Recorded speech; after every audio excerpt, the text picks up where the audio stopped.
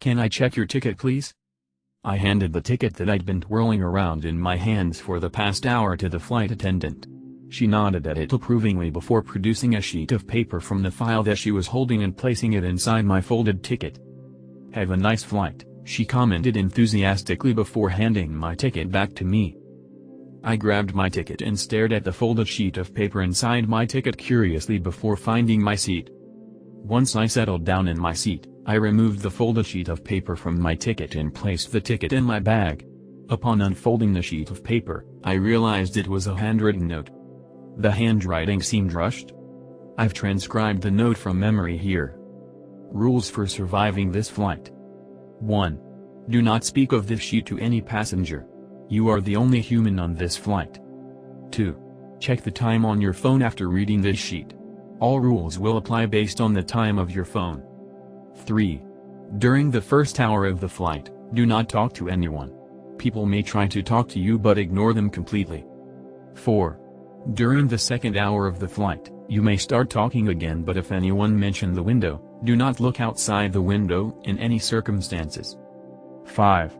If you hear a child crying in the cabin, immediately run to the bathroom. 6.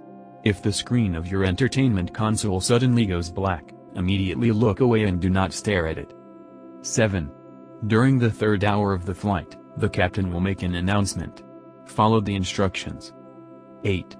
During the fourth hour of the flight, do not sit in your seat. 9.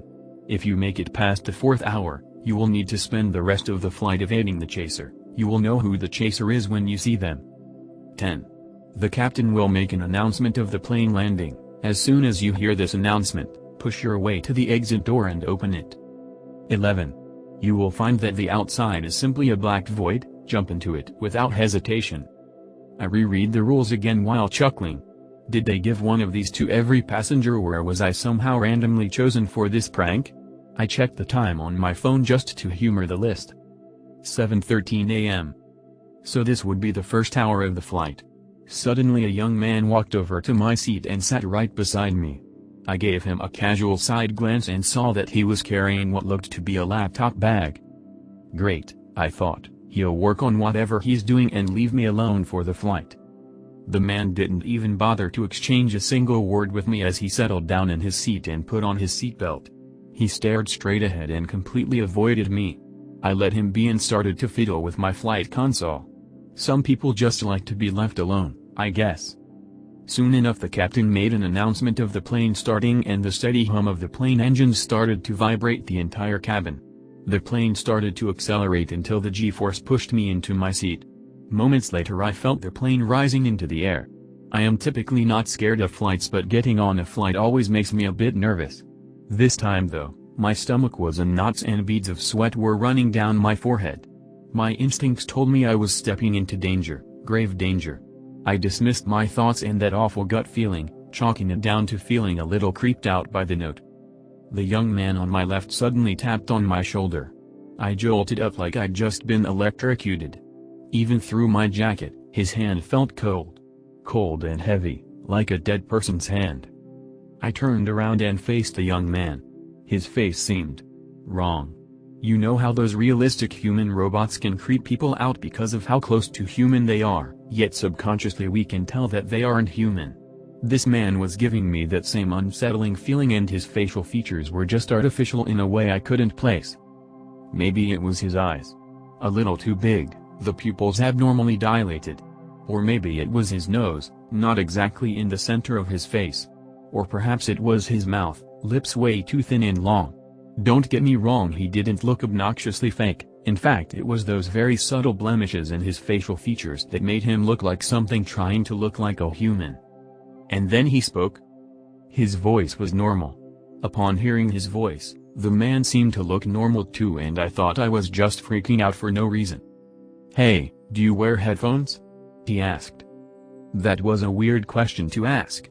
Did he want headphones? I was about to open my mouth to speak when he spoke again. "How would you feel if I cut your hand off right now?" What was disturbing wasn't the nature of the question itself, but the fact that he spoke in such a calm manner. It was as if he was asking me how my day was. Suddenly my mind went to the list of rules that I had subconsciously been squeezing in my hand. The first rule said to not talk to anyone on the flight no matter how much they try to talk to you. I decided to ignore the man. He seemed really weird anyways, and if I was being honest, the list of rules wasn't the reason I chose to ignore him. He stopped pestering me and returned to work on his laptop. I looked over at his laptop slowly and gasped at what I saw on his screen. He had a photo of me on his screen. That's it. Nothing else, just a full-screen photo of me. Before I could process it properly, I looked over at his keyboard and noticed that it wasn't a standard keyboard. In fact, it really wouldn't even count as a keyboard. It was made up of oddly shaped keys, all marked with strange letters that I doubt existed. The man continued to stare intently at the photo of me on his screen. It was then that I realized that the list of rules wasn't a joke. Suddenly a flight attendant popped out of nowhere and asked me, "Sir, is this man bothering you?" "Yes, he is," I replied before my voice caught up in my throat. In under a second, everyone in the cabin snapped their heads around until they were staring directly at me. Their faces, they all looked wrong. Inhuman. Slowly their long thin lips curled into wide smiles and red tears started to roll down their faces. And www.reddit.com web link. All the trouble I've caused, the pain, the death.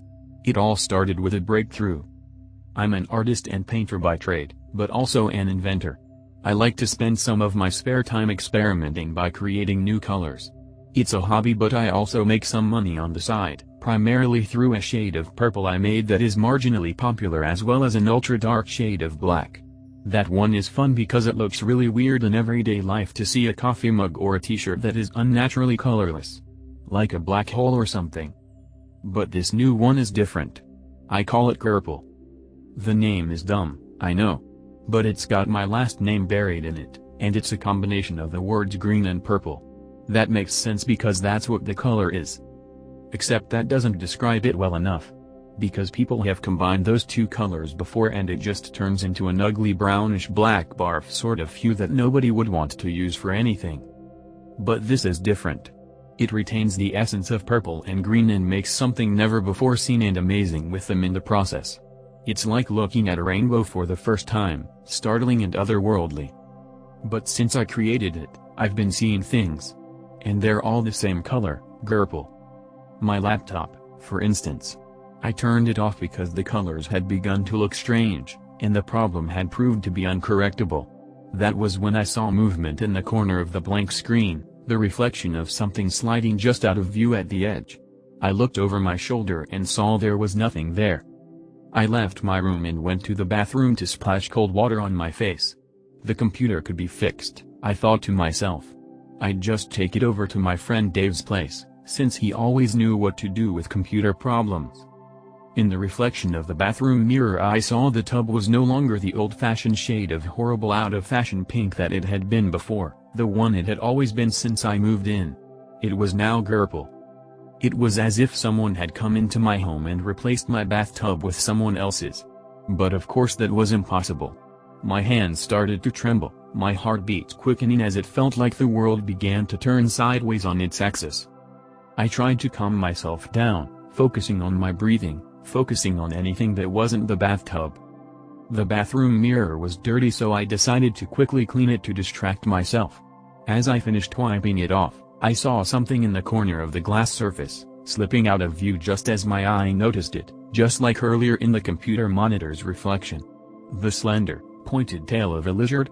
That was how it looked anyways. I went out into the hallway to check if a stray Komodo dragon had snuck into my house somehow, but again there was nothing. I couldn't help but think that the color of whatever it was looked familiar, though, whatever it was colored purple. I got the impression of something looming and large, crafty and elusive, its skin rough and thick like that of a dinosaur. Suddenly it was there again, at the periphery of my vision, but upon inspection I saw only empty space. Nearby I could sense something enormous and awful, like a storm head rolling in. Deciding to get out of the house, I left with my laptop to walk over to Dave's place. He was only a few blocks over. It was a sunny day outside, humid and clear. I immediately wished I had brought my sunglasses but decided not to go back for them. It was a short walk. As I ambled down the street, Lugging my heavy old laptop, I started to have more and more trouble seeing. The sun was so bright I found myself blinking repeatedly, then having more and more difficulty opening my eyes each time. My vision became reduced to momentary glimpses between each blink until my eyes simply forced themselves closed and I couldn't see at all anymore. The only thing I could see was the new color I had created. It filled my vision instead of the usual darkness when I blinked. I didn't know where I was, only that I had been walking on the sidewalk a moment before. There was no shade nearby and I was stranded, completely blind in the middle of my walk. Unfortunately for me, I had unwittingly crossed into the roadway and was no longer on the sidewalk but standing in the middle of a busy intersection. Suddenly someone tackled me, landing on me and sending me flying. I heard a car's tires squealing and smelled burnt brake pads, a loud bang and the crunching of metal and breaking of glass. Then people were yelling at me. "What the hell were you doing standing in the road like that? You should be dead," came the chorus from the people all around. I was in the ditch and my vision came back suddenly and I had no trouble seeing as fear and adrenaline took over my body. 2 cars were mangled and wrapped up together in the roadway where they had crashed into each other. The drivers were both bloodied and unconscious in their seats and people were pulling them out as a fire started to spread from the engine of one vehicle. I couldn't see. I couldn't see. I screamed, but nobody listened. The police came and took a statement from me, then gave me a tongue lashing I would never forget. I told them it was sun blindness, which was true, I suppose, and they let me off without a charge of public endangerment causing bodily harm. Thankfully everyone survived and nobody had any lasting effects from the accident. If it hadn't been for the stranger who pushed me out of the way I would have been dead. But he wasn't too impressed with my behavior, either.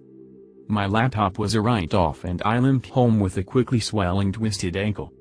When I got back there I could sense it waiting for me. It was like I could hear its breathing. The creature I had brought forth with my invention. Terrified, I decided I needed to destroy it. There was something wrong with that color. It wasn't meant for this world, I could tell that already. The experimental batches of Gerpel were in my studio, in the basement, and I rushed down there. The hairs on the back of my neck stood up as I felt the thing following behind me. I was too afraid to look back. As I raced down the stairs I nearly tripped, my bad ankle giving out on me as I hobbled down the wooden steps. My studio was just ahead and I raced inside and went to my locked cabinet where I stored all my experimental work. The paintings I had done in the new color were there, as well as the jars containing the hue itself. It was a shame to destroy it, but it had to be done. It wasn't supposed to be here. I should never have brought it into existence. Pouring paint down the drain is a really bad idea, but I was desperate, so I went over to the sink with a small test batch and opened it, tilting the container to dump it out. But then something, a voice, stopped me and my skin went ice cold, goosebumps spreading across it. "How did you divine my colors?" hissed the thing from behind me. From the shadows. It wasn't real. The monster wasn't real. I just had to pour out the paint. But something was stopping me.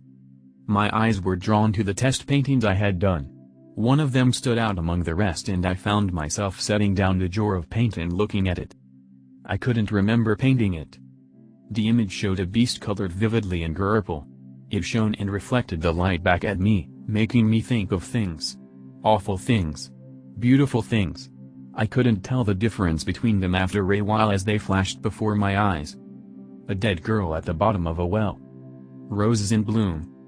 Roadkill with maggots. Bloated corpse coming in with the tide.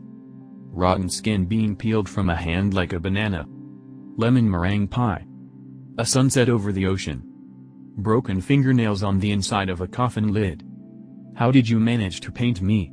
Did you see me in a vision? For when you made this I had not yet been to see you. You summoned me, in a way. With this. A long talon on an even longer finger reached out and pointed at the image I had made. The one I had forgotten making. I could feel the thing behind me, its breathing hot on my neck. Over the years I have been named many things. They have called me Karen, Azrael, Shiva, and Anubis. I have never seen a depiction as striking as this, though. You perfectly captured my essence. Thank you, I croaked. Why don't you do more of these? It would be a shame to waste such a precious talent as yours. My hand hesitated and I found myself not wanting to destroy the paint after all. I wanted to use it. There was an image I had always wanted to depict and the paint would be perfect for it, I just knew it. I set up my easel and began to draw, then prime, and then laid down the big blocks of color for what would be my greatest work to date. The piece consumed my life for 3 days. For 72 hours I did nothing but paint. Once it was complete, I knew it was the best thing I had ever made. The image depicted Charon, the ferryman from Greek mythology. He was taking someone across the river Styx from our world into the underworld, the afterlife. The ferryman himself was richly painted in my new color. "You should share it with the world," said the voice again. And I found myself wanting to do as he suggested. So I did. I took it to galleries and the first few people who saw it didn't really like it as much as I did. Despite an excellent composition, the consensus among them was that the color of Charon was off, that the color of him just looked like a brownish-black barf sort of hue. They didn't see the new color for some reason. So I brought it to more galleries, circling out further and further from my home, until one owner I showed it to saw it and I knew he really saw it. The well-dressed man immediately exclaimed in delight and took it from my hands, holding the piece up to inspect it, fawning over it. He told me how much he loved the painting and insisted on buying it for himself. He looked mesmerized and couldn't take his eyes from the piece. "I'll pay any price," he said, reaching for his checkbook. I wanted to work with him more, so I gave him a reasonable price and told him I would be back. I would have plenty more paintings to share with him, all with similar subject matter. The thought had occurred to me that I needed to do a series of paintings focusing on Charon. But that would require a lot more paint. A couple more gallons would suffice, I told myself. So I ordered my supplies and within a week I had another large batch of purple made up. My next paintings were similar to the first. I rarely slept or ate anymore, I just worked in my studio non-stop. The pounds were shedding from me and I needed to make new notches on my belt pretty soon just to keep my pants up. The only thing that seemed important was painting. Until I called the gallery and heard the news. It turned out the owner of the place who had bought my painting of Charon was dead. He had committed suicide. He had stopped leaving his house, becoming more and more isolated and catatonic, doing nothing but staring at the painting. Until one day he had slit his wrists in front of it. He positioned furniture to lean against so that he could die while sitting up, admiring it. Green and purple, purple and green. Life and death, death and life. I thought about this more and more after that. It's hard to want to paint when you know that your work will kill someone. Maybe not everyone, but those who can truly see what lies beneath the colors, what glimmers back in the reflections. I'm afraid of what this has caused, what my work has brought about. Terrified of what will come of it. But part of me still seems intent on showing it to others. Do you want to see a sample of my work? www.reddit.com web link. tcc www.reddit.com web link.